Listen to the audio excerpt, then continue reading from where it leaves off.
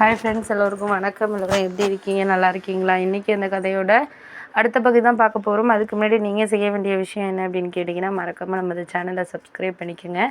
கீழே இருக்க பெல் பட்டனையும் கிளிக் பண்ணுங்கள். அப்போ தான் நான் போடக்கூடிய வீடியோஸ் எல்லாமே உடனுக்குடனே உங்களுக்கு நோட்டிஃபிகேஷன் வரும். ஸோ மறக்காமல் சேனலை சப்ஸ்கிரைப் பண்ணிவிட்டு வீடியோ பாருங்கள் ஃப்ரெண்ட்ஸ். வாங்க நம்ம கதைக்குள்ளே போகலாம். நான் அதுக்கப்புறம் எல்லாருக்கிட்டேயும் சரி பேசி சமாளிச்சிடலாம் அப்படின்னு சொல்லிட்டு தான் இருந்தேன். ஆனால் எதுவுமே பேசி சமாளிக்க முடியாத மாதிரி தான் இருந்துச்சு. ஏன் அப்படின்னா, ஒரு சில விஷயங்கள் நம்மளுக்கு பிடிக்கல அப்படின்னா அதை நம்ம இக்னோர் பண்ணுறதுக்கு பார்க்கணுமே தவிர, அதை விட்டுட்டு தேவையில்லாத நம்ம அதுக்குள்ளேயே போயிட்டு இருந்தோம்னா நம்மளுக்கு ஒரு ஸ்ட்ரெஸ்ஸான ஒரு விஷயந்தான் வாழ்க்கையில் கிடைக்கும் அப்படிங்கிறது தான் எனக்கு தெரிஞ்சது.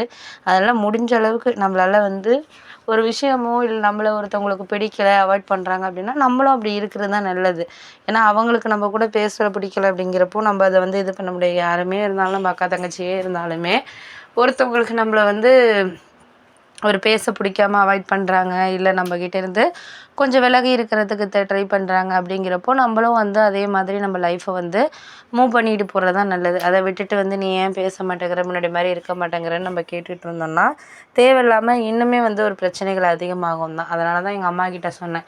அவள் அப்படி இருந்தால் இருந்துட்டு போட்டுமா, அதை பற்றி எனக்கு ஒன்றும் கவலை இல்லை. நம்மளும் ஒரு அளவு தான் எல்லாத்துக்கும், அதுக்குன்னு நம்ம இது பண்ணிக்கிட்டு போயிட முடியாது. நம்மளுக்கு நிறைய பிரச்சனைகள் இருக்குது. எனக்குமே ஒரு ஃபேமிலி லெவலில் நிறைய ப்ராப்ளம்ஸ் இருக்க தான் செய்யுது.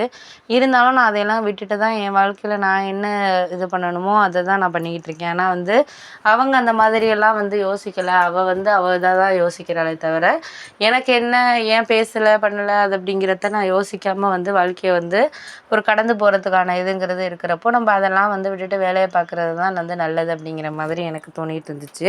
சரி, ஓகே, இதுக்கப்புறம் நம்மளுக்கு எது எது கிடைக்குதோ அதை தான் நம்ம வாழ்க்கையில் எடுத்துகிட்டு போயிட்டு இருக்க வேண்டியதுதான்.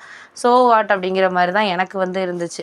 முன்னாடியெல்லாம் அவளுங்களை ரொம்ப இது பண்ணிகிட்டு இருப்பேன். ஆனால் இப்போ எல்லாம் எனக்கு அதை பற்றி நம்மளும் ஒரு அளவு தானே, ஓரளவு எல்லாத்துக்குமே இது பண்ணிக்கிட்டு தேவையில்லாமல் அதை யோசிச்சுக்கிட்டு இருக்கிறதுக்கு பதிலாக நம்மளுக்கு நடக்கிறது நடக்கட்டும் அப்படின்னு நினச்சிட்டு நம்ம லைஃப்பை மூவ் ஆக ஆரம்பித்தோன்னா தான் நம்மளுக்கு நம்ம லைஃப்பை பார்க்க முடியும் அப்படிங்கிற மாதிரி எனக்கு தோண ஆரம்பிச்சிச்சு. அதெல்லாம் முடிஞ்ச அளவுக்கு நம்ம அவங்க கூட எல்லாம் ரொம்ப இது பண்ணாமல் நம்மளால் என்ன கிடைக்குதோ அதை வாழ்க்கையில் எடுத்துகிட்டு போகிறது தான் நம்மளுக்கு பெஸ்ட்டு அப்படிங்கிற மாதிரி நான் யோசிச்சுக்கிட்டு இருந்தேன். இதுக்கப்புறம் நம்மளுக்கு ஒரு சில விஷயங்களில் இன்னுமே மனப்பக்குவம் தேவை. அப்படின்னா முன்னாடியெல்லாம் எதுக்கு எடுத்தாலும் ஒரு அழுதுகிட்டு பண்ணிட்டு செஞ்சுக்கிட்டு தேவையில்லாமல் மனசை போட்டு குழப்பிட்டு அந்த மாதிரி தான் இருந்தேனே தவிர, இப்போ நம்ம என்ன எப்படி இருக்கணும், என்ன மாதிரியான ஒரு சில விஷயங்கள் கொண்டுட்டு போகணும் அப்படிங்கிறத நம்ம யோசிக்கணும். யோசித்தா மட்டும்தான் நம்மளால் எதையுமே சக்ஸஸ் பண்ண முடியும். அதை விட்டுட்டு நம்ம ஒரே விஷயத்துக்குள்ளேயே இருந்தோம்னா நம்மளால் எதையுமே முன்னேற முடியாது அப்படிங்கிறதா ஒரு விஷயமா எனக்கு தோணிக்கிட்டு இருந்துச்சு.